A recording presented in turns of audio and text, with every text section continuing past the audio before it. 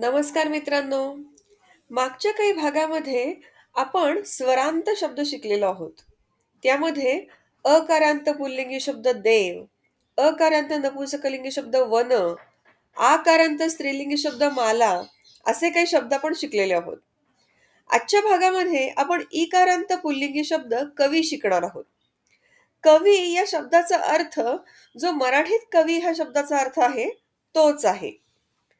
आता मी हा शब्द म्हणतेय, माझ्या पाठीमागं तुम्ही सुद्धा म्हणा, म्हणजे तुम्हाला शब्द पाठ होईल आणि हा सतत व्हिडिओ ऐकत जा. आणि त्यास के के फॉर एज्युकेशन या चॅनलला लाईक करा, शेअर करा आणि सबस्क्राईब करा आणि बेल आयकॉनवरही क्लिक करा. चला तर मग मी म्हणते हा शब्द, माझ्या पाठीमागं तुम्ही सुद्धा म्हणा. कविः कवी कवयः प्रथमा, कविः कवी कवयः प्रथमा, कविं कवी कवीन द्वितीया. कविं कवी कवीन द्वितीया. आता इथं न चा पाय मोडलेला आहे. त्याचा उच्चार कवीन असा करायचा. ठीक आहे.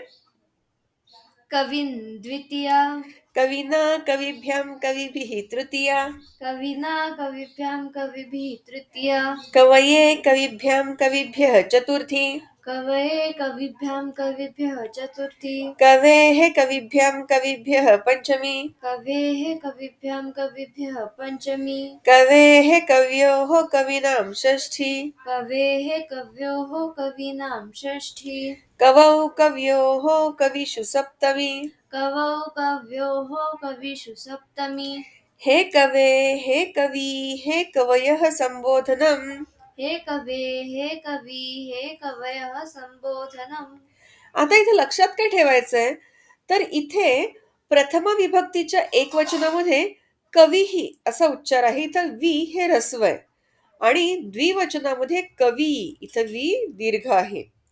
त्याचप्रमाणे द्वितीय विभक्तीच्या एकवचनामध्ये कवीन असं आहे. इथं म चा पाय मोडलेला आहे. म हा अर्धा आहे आणि कवीन असं द्वितीय विभक्तीच्या बहुवचनामध्ये आहे. याचा अर्थ न चा पाय हा मोडलेला आहे. न हा अर्धा आहे. त्याचा उच्चार कवीन असा करायचा.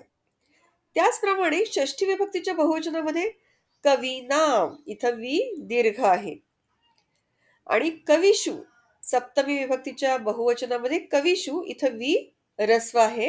हे आपल्याला लक्षात ठेवायचंय.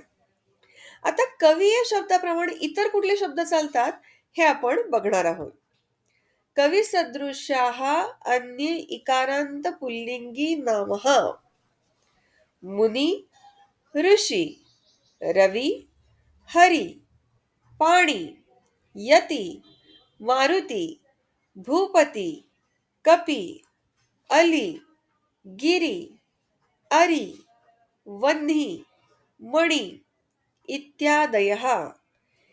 म्हणजे कवी या शब्दाप्रमाणे हे सर्व जे शब्द आहेत हे ऱ्हस्व इकारांत आहेत आणि पुल्लिंगी आहेत, म्हणून ते चालतात.